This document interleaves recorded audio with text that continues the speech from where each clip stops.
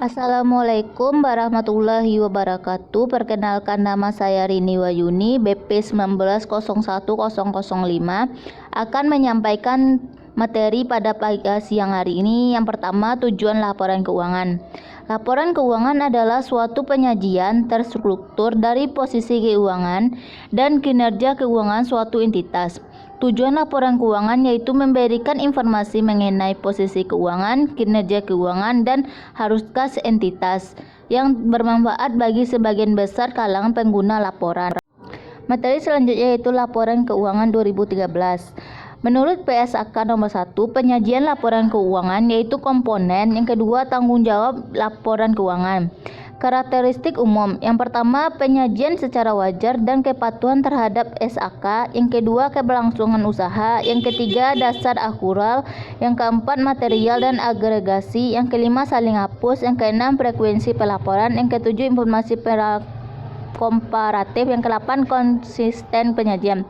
Adapun identifikasi laporan keuangan, yang pertama laporan posisi keuangan, yang kedua laporan laba rugi, yang ketiga laporan perubahan ekuitas, yang keempat laporan arus kas, yang kelima catatan laporan keuangan yang tersedia dalam perusahaan tersebut.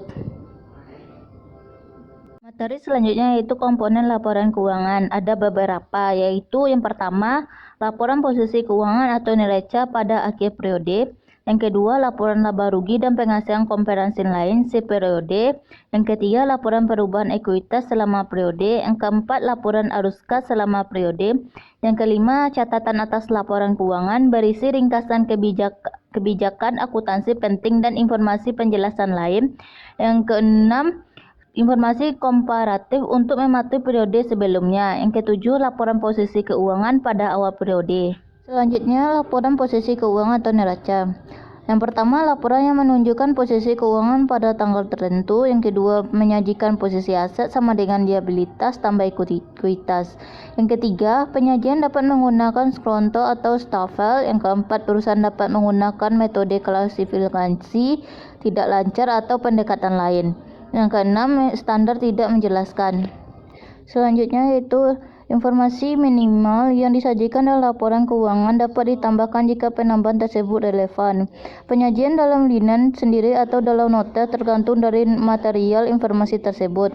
Pembayaran aset lancar dan tidak lancar serta liabilitas jangka pendek dan jangka panjang, yaitu pajak tidak boleh dikualifikasikan sebagai pajak jangka pendek.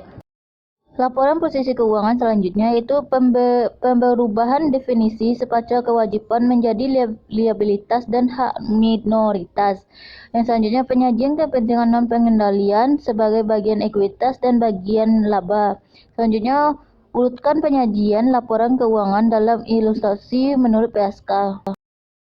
Informasi minimal yang disajikan dalam laporan keuangan dapat ditambahkan jika penambahan tersebut relevan.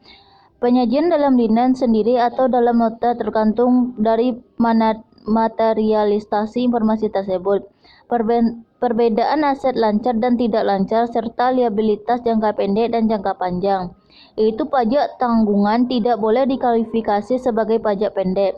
Pos tambahan, judul, subjudul, subtotal boleh disajikan sepajak relevan jika menyajikannya laporan laba rugi dan penghasilan kompensasi lainnya. Bisa dibaca di bawah ini.